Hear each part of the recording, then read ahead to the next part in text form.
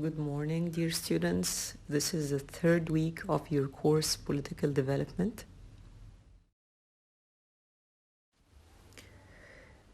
The first aspect of the lecture is about the importance of globalization and the controversy around it, both in developing and developed countries, how it impacts these countries in terms of winners and losers. We're going to discuss this more in detail in the following slides, but this is just to give you an overarching view of the topic. Of course, globalization is not perceived equally everywhere, and there are proponents and opponents, and every group has their own wisdom, like they have their own rationale of either defending or opposing globalization, and this is basically what we're going to discuss today.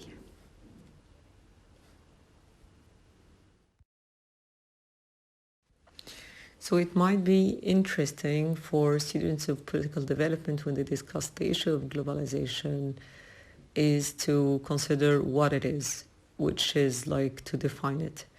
And the most commonly used definition of globalization is that it is the accelerated movement of goods, services, people, capital, ideas, images, and crimes, etc. Today, if compared like to 20, 30 years ago, you can see that life is different in so many aspects. People interact and move faster than before. This is not just about people, it's also about, as said, services, goods, capital, ideas. You can be sitting in a third world country, but you're watching a live video that is being recorded in a first world country and the other way around. You can get data in seconds after they already happen. So it's kind of, the world is getting, this is also part of the debate, whether it's getting to be similar, more similar or not. Of course, you can sense globalization in terms of the existence of global organizations. These are organizations that work globally. They are not confined to one or two or even few countries. Their activities comprise working in many countries, and their work concerns more than just one country and more than one region. We can also speak about global institutions and movements.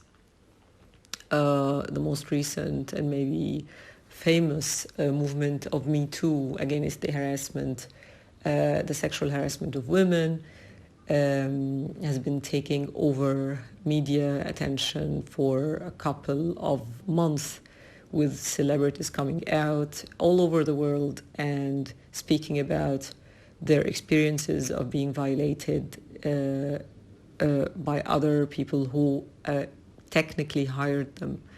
And then the movement turned global because people who were not celebrities, like ordinary people, were starting to talk out and say, oh, we already had this experience at one point of our lives. So you can see that movements are turning global, and so many people know about protest movements that have an impact that is really beyond the borders of the countries where they started. We can speak about the Arab uprisings in 2011, how it spilled over into so many countries, although they started out in just one country, which is Tunisia.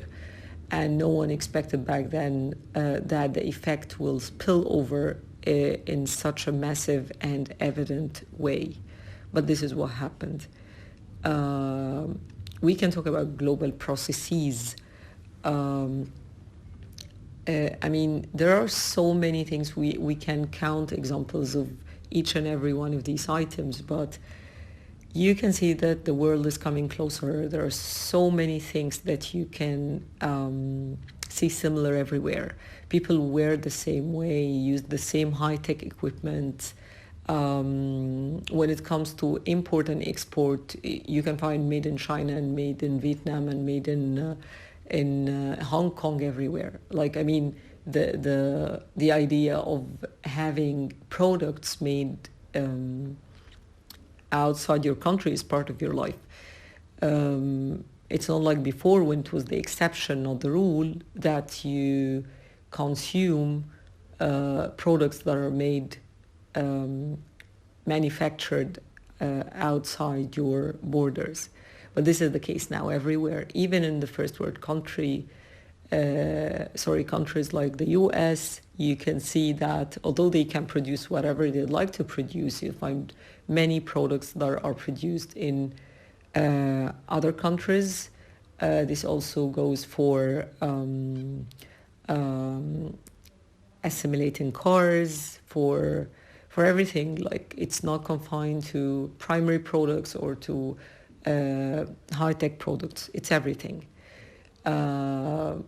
And we can talk about climate change, how pollution in one country can affect the climate change globally, and other countries which have less severe levels of pollution are also affected because they just happen to be close to other countries which are producing high levels of pollution. So we can talk about the global experience. It's not like when in the 1980s we were talking about the American culture, where everyone was like, it's about wearing jeans and eating burgers or junk food or listening to pop music. It's getting more global. It's not about one country. Everything is getting closer, and the similarities are on the rise. We're still not discussing up to this moment whether this is a good thing or not. We're gonna get to the debate in the following sections and slides of this presentation. So the next question should actually be whether globalization is something new or not, because the way we talk about globalization, we always mention examples that are recent and that they have to do with high tech. Well, this is a big debate, whether globalization has been taking place for centuries, and that now that it started out maybe with industrialization, and that today we're just seeing a more dense phase or a dense manifestation of it. But this is not this is also part of the controversy about globalization, that whether it really started back when industrialization started, or whether globalization is something new that just happened in the last few decades, and that it has to do with the accelerated pace of movement that we just discussed a few slides ago. The answer to this question is going to come in the next slide, so keep tuned. The essence of globalization is about interconnectedness. As said before, the world is coming closer together. Things and people can move in a very fast, unprecedentedly fast pace, which is the core feature of globalization. It has to do with extensive interaction, including all countries of the world. You can basically move people and things all over the globe, like from one country to the other, regardless of the distance. It's intensive because global interaction is not limited to one dimension, which is economic. Like, it's not just about trade. It's not about exchange of commodities and services. It's also political. As said before, you can be sitting in North America and be watching and following up on the protests that took place during the 2011 Arab uprisings, and you can get to know today. The most recent example should be the coronavirus, you can be living in a country which has no cases, but you still know lots of things about the virus just because of this kind of transparency and accelerated pace of the movement of ideas and things. And this also has its political effect because also back to the example of the Arab uprisings, back then it was about more or less about the pressure put by the social media exposing the size and the scale of the protests, so cornering the ruling regimes in many Arab countries into taking action, into reacting to the protests.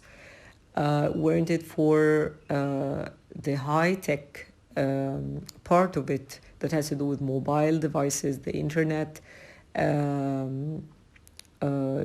live videos, I mean, everything that has to do with the capabilities that weren't available 10, 20 years ago, these protests could have been gone overlooked and easily suppressed by ruling regimes.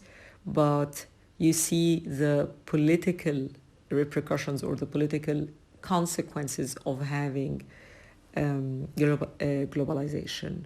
I mean, that has to do with the high-tech part of it, the interactions getting intensive. It covers all dimensions, social, political, and economic.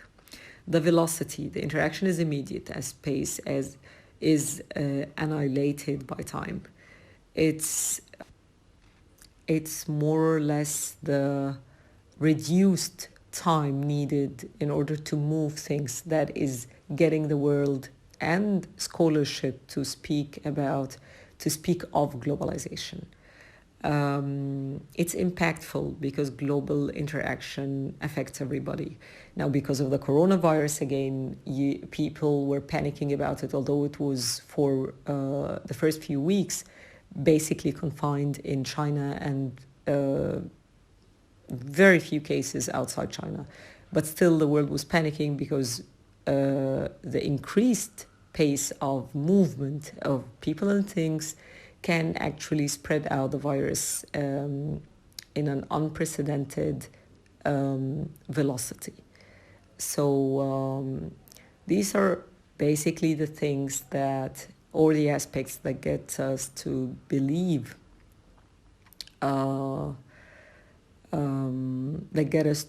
that globalization is a new phenomenon. So if we do agree that there is something in the world called globalization and we know what it is about, and we already know that there is a controversy about it, whether it's a good or a bad phenomenon, then it's about time to discuss the foundations of globalization. What are these foundations? What makes globalization exist? We can talk about infrastructure, that if you have an infrastructure for a building, then you can have a building. So this is the same with globalization. You need an infrastructure for the phenomenon that is so-called globalization. And that is basically transnational companies, global transport, and communication.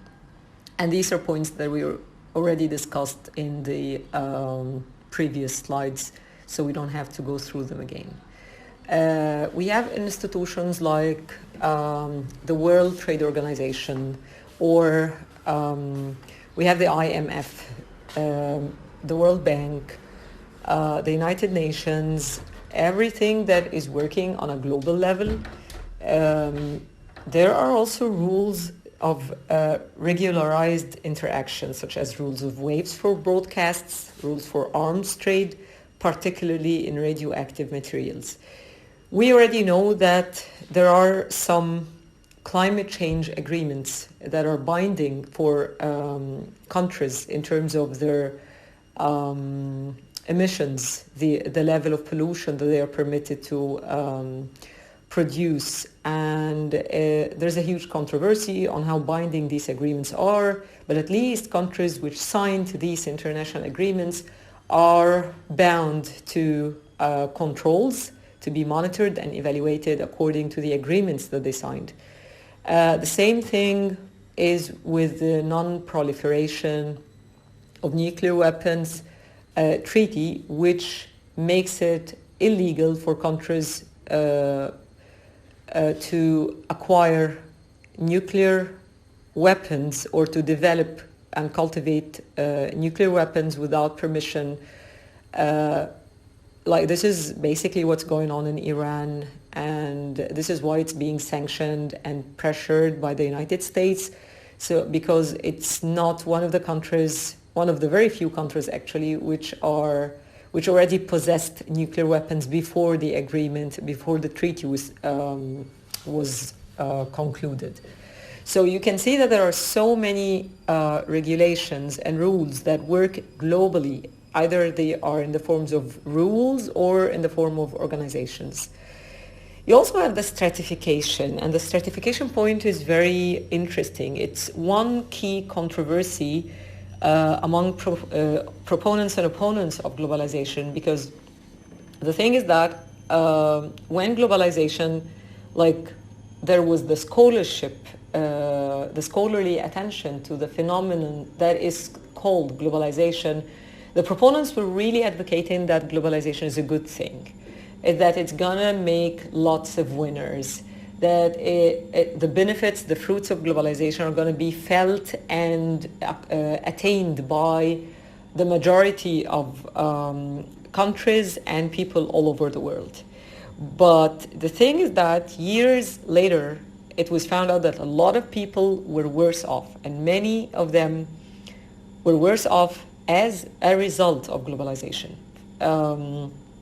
One good instance is the 1994 Uruguay round of trade discussions that was actually completed in 1994, and everyone expected that the richest countries of the world, like the United States and the European Union, would get the lion's share of the gains.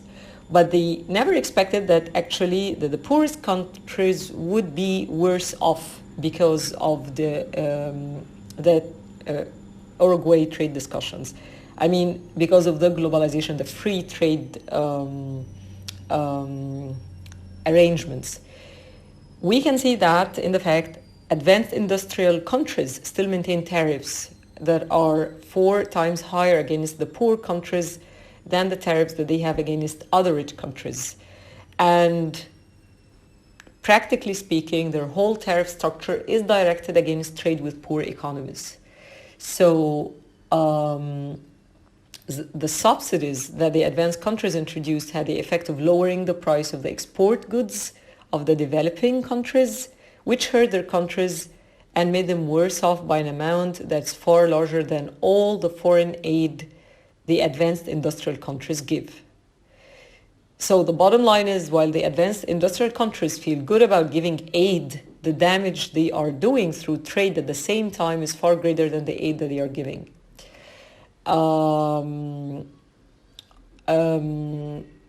And the thing is that the world is going in the other direction. It's not going as professed by the proponents of globalization, according to the opponents, and actually like without bias, but generally if you look at the world today, it's not turning flat. It's there are still hierarchies. Rich people are getting richer and poor people are getting poorer. Things are moving in the other direction, not the one professed by the proponents of globalization. For the last several years, money has been going from the poor countries to the rich. The net flow of funds is going in the opposite direction of the way it should, which should be actually from the rich to the poor. The poorest countries in the world are left to bear the risks of interest rate and exchange rate volatility. And it ended up that for the emerging markets and developing countries, it's more unusual not to have had a crisis than to have had a crisis. It's like the normal thing is that they have crisis situation. there are dozens of countries today that are facing the problem of high levels of debt, which is crushing them. There are so many examples in the reading for the book, for the week, but I don't want to elaborate anymore, but let's read the examples. Let you read the examples and get back to me if you have any questions. But the stratification that has to do with the hierarchy in a globalized world community is very evident, with some countries on the top and others in the middle and many more at the bottom. So it's certainly more like a pyramid. And another characteristic of globalization is unevenness. It's not even. Gains and losses from globalization are unevenly distributed among countries and within countries. And this has to do also, or this kind of touches upon the fact that many countries which followed the IMF recommendations or instructions, so to say, because they were associated with loans, that these countries actually had severe economic trouble. Let's take that the examples of Argentina and Bolivia. So more than 20 years ago, Bolivia began the process of reform. It undertook all the policies recommended by the IMF and endured a quarter of a century of following the prescriptions, which were more or less about austerity measures. While it succeeded in lowering inflation, Bolivia never received any of the gains of the reform, despite having done everything that it was told to do. Argentina was the A+ student of the IMF. This is literally in your reading, which is a good expression.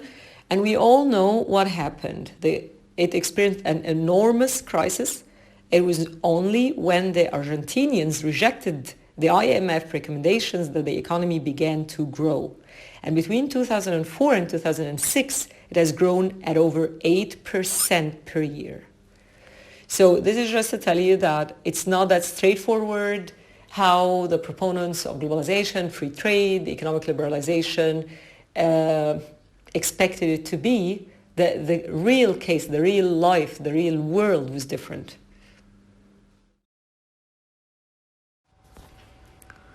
Then comes naturally the question about what drives globalization. Now that we know what globalization is, the controversy about it, the foundations of it, and the key features. What are the driving forces behind globalization? Basically, it's the scientific and technological revolution. This is why we say that globalization is a new thing and not an old one. You can easily tell that it's about science and technology if you see the Asian tigers, the economies of Asia. We're talking about economic growth that is enormous, relatively speaking, specifically in India and China. I'm going to go into details of that in a minute. But it's basically about education, resources, technology. We have transnational enterprises. We already know about multinational corporations, the fact that their budgets are so big that they exceed the sum of the budgets of few developing countries together.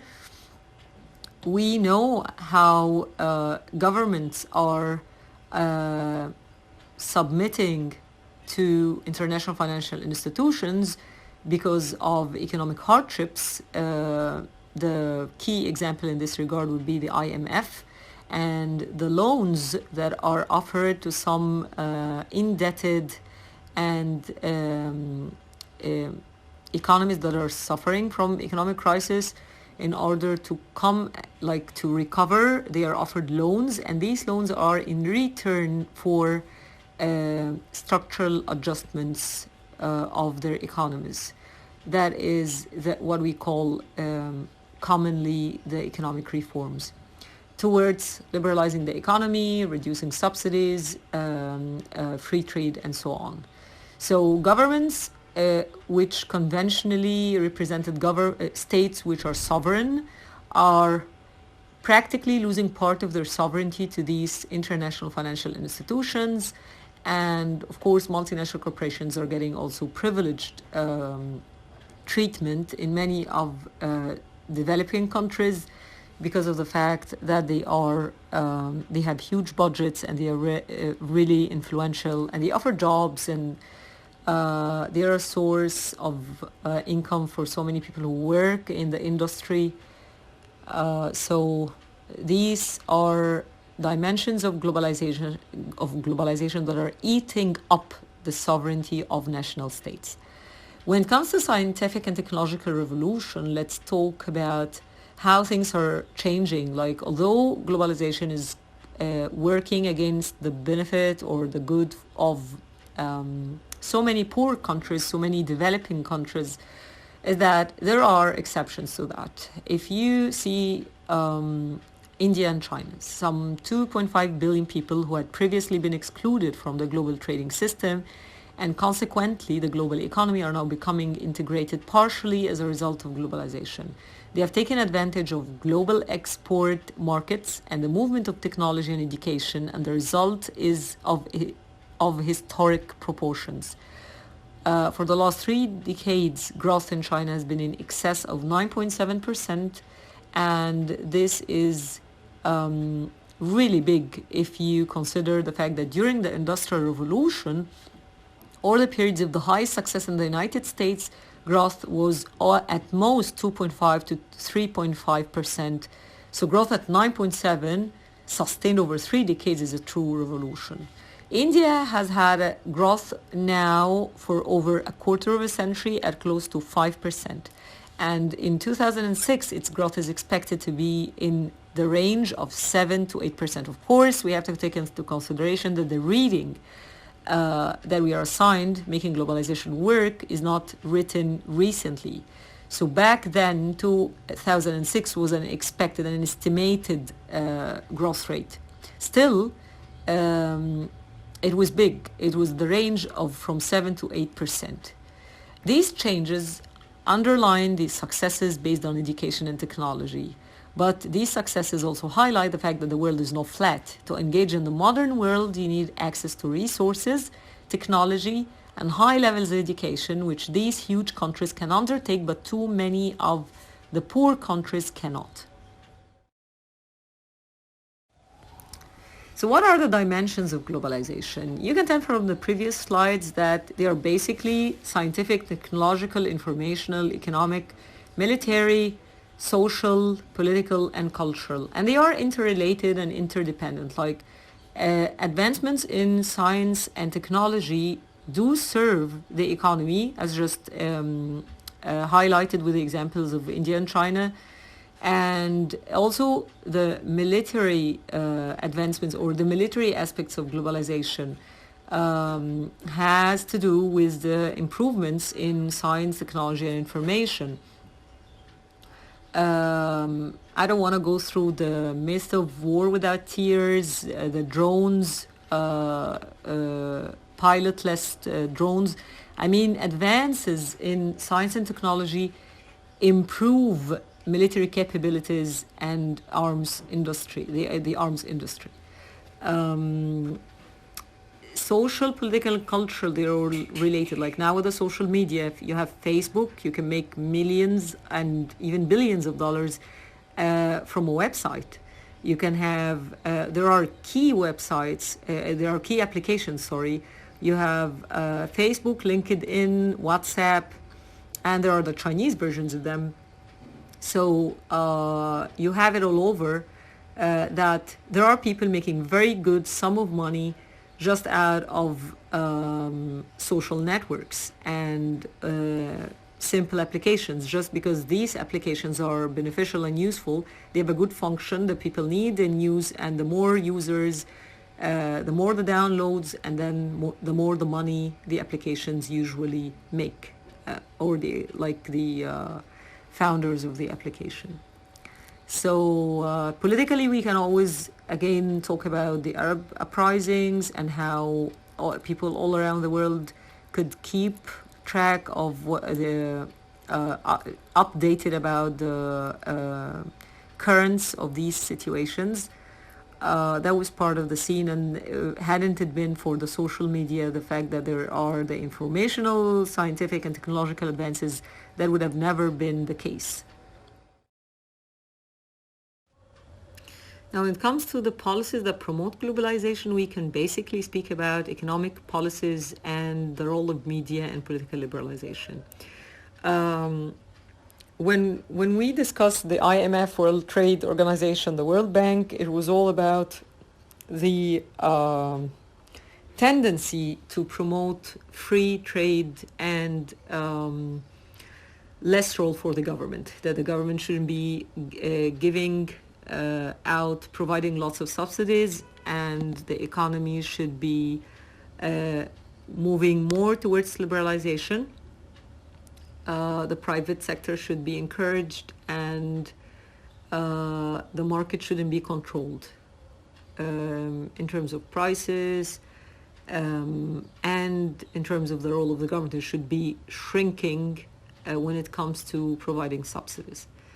And it was supposed to provide stabilization and structural adjustments. The thing is that there was the debate on whether this was true.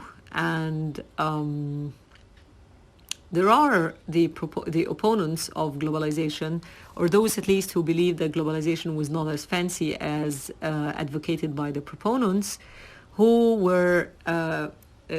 do emphasize the fact that the IMF tried to change its charter in 1997 in a meeting that was held in Hong Kong. And back then, chief economists at the World Bank were asking about whether there was any evidence telling that this kind of change would improve the well-being of the developing countries. We already knew that it would lead to more risk, but would it lead to more growth? And for them, I mean, for those who were working in the IMF, free markets were a religion. They felt like they didn't need any evidence. That was just, they knew it was true, that countries should be moving towards capital market liberalization, opening up markets and free flow of speculative capital that moves into and out of a country overnight. But at the same time, we cannot expect that to be the basis of economic growth. So the thing is that it took them a while, actually it took them years, in order for them to realize that after the suffering of so many countries that followed the prescriptions of the IMF, that they finally decided to look at the evidence. And in 2003, its chief economist and a couple of his colleagues completed a study in which they came to the only conclusion that they could have reached, at least for many of the poorest of the world. Integration through capital market liberalization hadn't led to more growth and had actually not even led to more stability. The other aspect of it, the other part of the policies, it has to do with media and political liberalization. Of course, media is putting pressure on governments to liberalize, even in autocratic regimes, because of the fact that media is not anymore solely owned by the state or by the government. So it's not anymore state-led media that are broadcasting to the citizenry. You have lots of other outlets that are not owned by governments.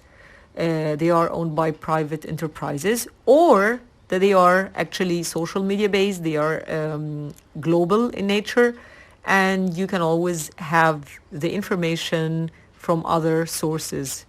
So that pushes a bit in the direction of political liberalization, because it kind of exposes the governments.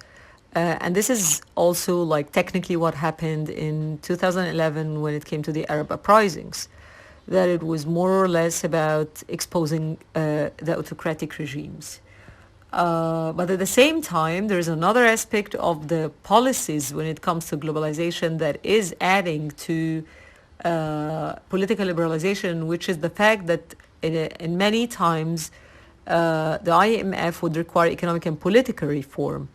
Even before the IMF, or simultaneously and parallelly, you can find that the US aid the United States Agency for International Development was actually pouring money into many autocratic regimes of the developing world in order to promote the endorsement of democratic policies and actually liberalizing the political sphere. Well, there is always the debate, as said before, on the pros and cons of globalization, whether it's a good thing or a bad thing. And globalization, when it comes to its relation to development, there are the arguments stressing positive impact of globalization. As said before, it's about capital market liberalization, free trade, and the fast pace of movement. So it is supposedly a good thing to have globalization when it comes to development. Successful development was associated with integration in international markets.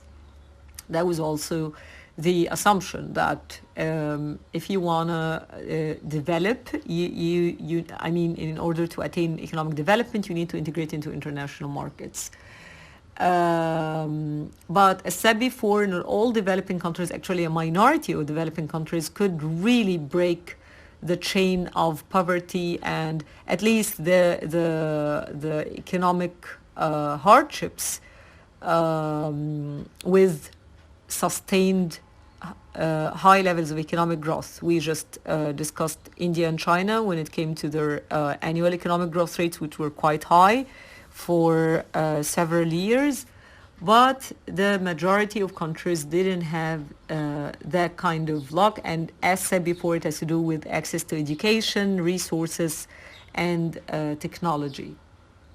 Of course, we can always assume that authoritarian regimes were actually immune from the diffusion of the so-called global culture, because these, before globalization, they could control the citizenry and what they hear and say and watch. So this kind of control enabled these autocratic regimes to sustain themselves. And this is why when in 2011, several Arab countries went through uprisings, it was quite linked, or at least strongly linked in many scholarly contributions with the spread of social media, the fact that social media was actually helping people to see the other side of the story, or at least the other parts of the world. It's not about what I know from my own home country and my people and small family and peers. It's more. It's international. It's global. Cultural and informational globalization are two-way streets. Yes, of course, there is the idea that people will turn to be similar, like in many things, that the similarities are increasing because of that fast pace of movement, the social media, the high-tech mobile devices, you name it. But at the same time, it's not a one-way street. Like, it's not as expected to be from the big, strong economies to the poor ones.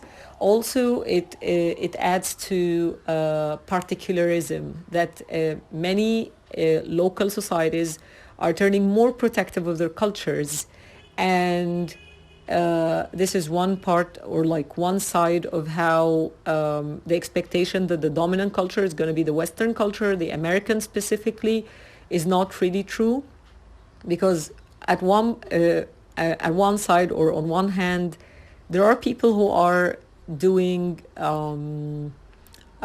more protection to their asserting. They are extremely, and I don't want to say excessively, but kind of increasingly asserting their local identities and insisting that their resistance for the global culture is also increasing. And when I say here global, I mean particularly the conventional idea of being the global culture is the Western culture. On the other hand, you find other forms and other versions of culture that are spreading out that are not necessarily Western, like the sushi, the Asian yoga, the meditation, all these practices that come from Asia are not Western, and they are also spreading in many other countries. So it's a two-way street, and the only thing that we're sure of is that people know more about each other today than they did before. But this doesn't mean that one culture is going to overwhelm the other cultures or the other parts of the world. And it also doesn't mean that there are no counter tides, where there are countries that are really persistently insisting on asserting and like in reaction to globalization and global culture, is that they are reasserting their own local identities today because of globalization. Now, when it comes to arguments stressing the negative impact of globalization, is that first, only few people and few countries benefited from globalization. We already discussed this before, that the winners, the rich countries, were richer, or like the rich generally were becoming richer and the poor were becoming poorer. And many of the international agreements, trade agreements, were actually benefiting the richer countries, and the flow of money was not moving from the rich to the poor. Actually, it was moving in the other direction, in the opposite direction. So only few people and countries benefited from globalization, and we can talk about 20% against 80% losing. Only selective and gradual globalization could work better. It's like we cannot just have a prescription by the IMF telling all countries to do the same thing at the same time so that they can overcome their hardships or they can improve their economies. So selective and gradual globalization can work actually better. When it comes to volatility of the global economy, actually makes decent living quite precarious for most people, even in the advanced countries. Like, it's very hard. Yes, you can see that people might have savings, they can have their own cars, they have their own houses, but it's quite volatile that you can have like good income, and then because you're not on a government job, you don't have the stability, you're part of a private enterprise that's actually downsizing, so you lose your job and you cannot pay your mortgage, and then you lose the house that you kind of expected to have in a few years. Same with many things. So there is the volatility of the global market. We can also mention here again the coronavirus recently, and how, because China is so important for the global economy, for international trade, that it's really posing challenges for so many countries, that China is suspending much of its production. Like many of the companies that have their factories working in China are now suspended, like they are not working anymore because of the virus, because many countries are locked down, many cities are locked down, and the estimate is of more than 150 million people are under lockdown. So these people are not, technically they are not working, they are not producing, and that affects many international companies, including, of course, multinational corporations. So there is the volatility of the global economy, that it's really something that can happen in one country and it affects so many other countries. Of course, we can also speak, even before the coronavirus, about the US-China, or the Trump, better said, the Trump-China trade war, that it actually both countries were taking steps in order to enhance their competitiveness, but the US was imposing barriers in the face of Chinese imports into the US, and that was quite a political as well as an economic challenge, and many European companies were affected by this Trump-China trade war when it all started. We can also speak about reinforcing and perpetuating inequality within and among countries. It's like, yes, of course, the world is not flat. It had never been flat, but the thing is that it's aggravating. This is the claim of those who are speaking about the negative impact of globalization, that actually globalization is aggravating the inequalities among countries. So this is when it comes to how globalization negatively affects, the point of view that globalization negatively affects development. And the thing is that also the expectation that, let me add this from your reading, you'll find it in the reading assigned for the third week, that economic globalization has outpaced political globalization in terms of change of the mindset. Because globalization actually meant that we have become more integrated, more interdependent.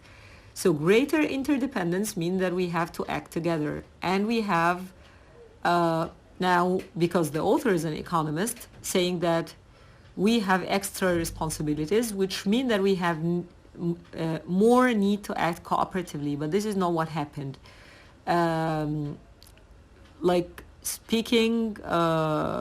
The author says that they don't have the institutions, like the world doesn't have the institutions, and in particular the democratic institutions, or the mindsets to do this effectively. So it's economic globalization, but it's not political globalization.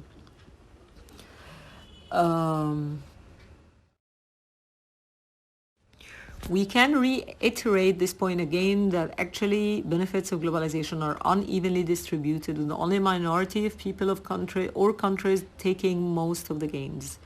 Many countries could end up losing control over important sectors of their economy. This already happened lots of times before.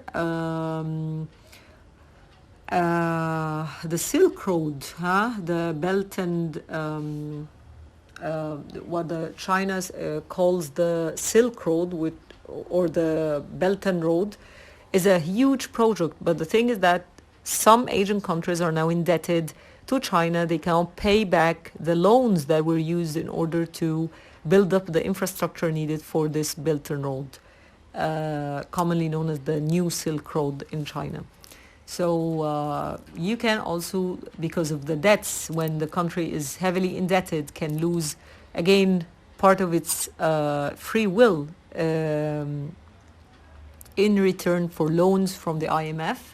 And then they don't have much of a say when it comes to their economic policies, because their economic policies define whether they get the loans or not.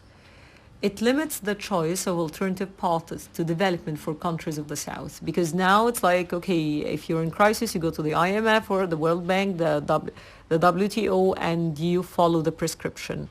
So even if if people in the South or developing countries might have their own idea of developing their economies and developing politically, that wouldn't be much possible now because of globalization. It's kind of imposing a pattern when it comes to development. It's also associated with globalization of crime, terrorism, and pollution. It's not just about free trade and accelerated movement of ideas, people, and commodities. It's also about the free or the accelerated pace of the movement of crime, terrorism, and pollution. Now that globalization is a fact, comes the question of how to manage it. At the domestic level, there is the importance, of course, of knowledge, education, scientific research, and innovation. And here we recall again the examples of China, India, Singapore, South Korea, the Asian tigers of the 1990s, how they could break away from the cluster of being poor developing countries because of their endorsement of knowledge, science, and education. Of course, this doesn't mean that they don't have large segments of poverty in their population. like in their pyramid, social pyramid, socioeconomic pyramid, but at the same time, at least in terms of economic figures, they are making progress.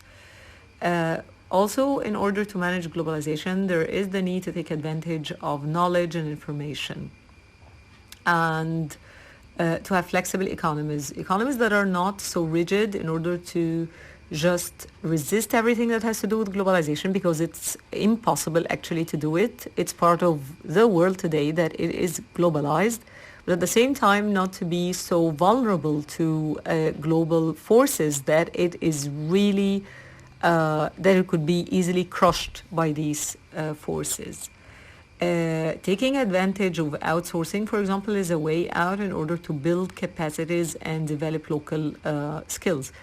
In so many ways, there are people who are residing in developing countries who are actually working for companies, multinational corporations, and giving the service to customers in first world countries. The easiest example would be mobile companies like mobile network companies, where many people who speak foreign languages like German and French would actually be living in a developing country and taking customer calls, or like taking care of customer service for the customers of the company in England or France or Germany or the US. I mean, the outsourcing really helps. And you can also use outsourcing in order to develop local skills in many other senses. You can have experts teaching like local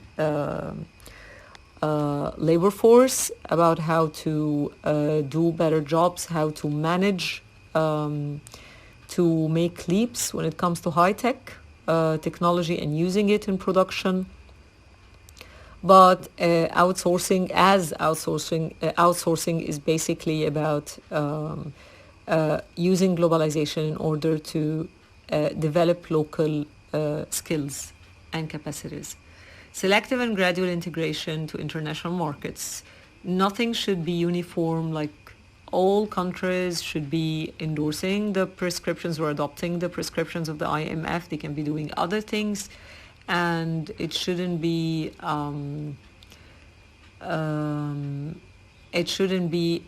the same everywhere at the same time.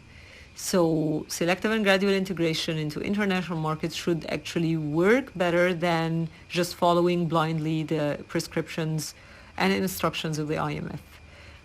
One example is lifting capital controls to be the last phase, because as we all know, if borders are open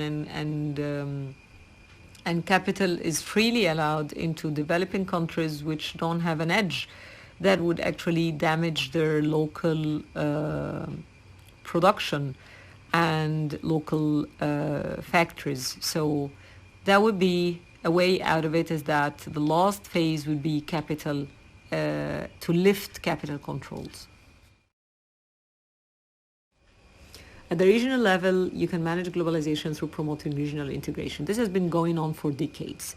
This is not something new. Like, we can talk about the GATT, the NAFTA, the EU. There are so many regional constellations that are based on enhancing regional integration and enhancing free trade among members of the regional entity. You can have lots of examples. The European Union is one of the key examples of how regional integration can work and can work good. You have the ASEAN, which is for Asian countries, the parallel, or the Asian version of the European Union, with lots of details. And you have NAFTA and so many other constellations. You have the GATT. So at the international level, you can promote democratic governance in international financial institutions. so that they do not have a prescription that's like they made up their minds that this is the best way things work and this is what they're offering whenever they reach out to help any country in crisis situation. So if you promote democratic governance in these institutions, things might work better. And actually, maybe also they will turn not to be fully made up by first world countries, specifically speaking about the US, that better representation of developing countries in the say of these institutions and their functioning, maybe then that would better help manage the effects of globalization on the world. Much of what we just discussed relates and actually touches upon the case of East Asian countries, what we used to call in the 1990s the Asian tigers, where there was an evident breakthrough in terms of production capacity and high-tech industry in many Asian countries.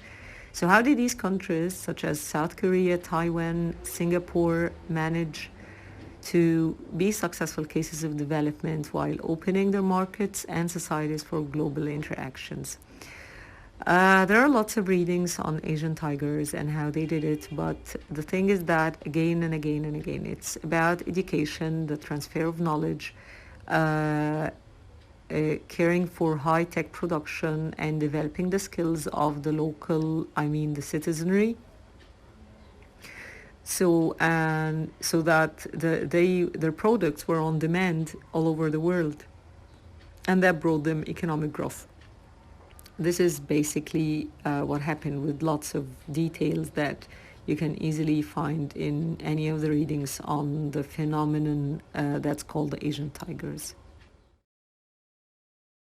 Now, concluding on the topic of globalization, we've been through lots of its aspects, but how about cases of successful globalization, like what we just mentioned, like the Asian tigers, countries which made sustainable, like they could sustain high levels of economic growth for long years, like India and China? How did it happen? So that maybe other countries could break out of the chain of poverty and being part of the developing world. You have the role of the government, of course. The government has to endorse and promote the transfer of knowledge, education, scientific research. And this brings us to the second point, which is the role of scientific and technological development. Free flow of ideas. There should be no constraints on exchange of ideas, because the simple exercise of brainstorming can end up with very creative and beneficial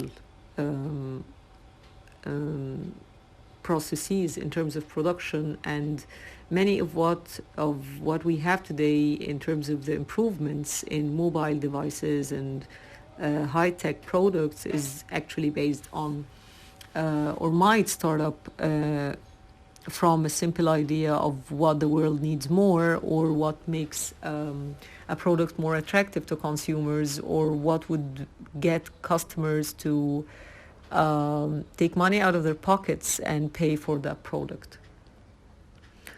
So free flow of ideas is also important. Selective and gradual globalization. As said before, you cannot just prescribe one blueprint and say, okay, this is what works for everyone. So if you work on selective and gradual globalization, putting again lifting capital controls till the very last stage, that might help. Democratic governance of international financial institutions, that these institutions are not solely controlled or directed, at least to put it euphemistically, by the United States and first world countries, and maybe there are other policies that can help successful globalization. As said before, we can talk about outsourcing to develop local capacities. And the key idea that was brought up in the reading that's assigned for week 3 in your course, that has to do with political globalization hand in hand with the economic globalization. It's not just about the free flow of commodities, services, people, and ideas. It's also about working together and cooperating. If the world is turning interdependent, so people should act, and institutions, I mean here every level, countries, international organizations, and local communities, people have to work together in order to bear the fruits of globalization. That would bring me to the end of my presentation. And if you have any questions, you have my email address, you have the TA email address, Ms. Dina Ibrahim. If you find any difficulty understanding the presentation because it was fully in English, you can easily contact me. I can do it in Arabic. Much of what I've discussed here. Good luck with your studying at home. And I know that I'm not strictly abiding to the time allocated to the lectures, but it's a different thing when it's adding voice to PowerPoint slides than to have an actual physical presence in a lecture room. Good luck.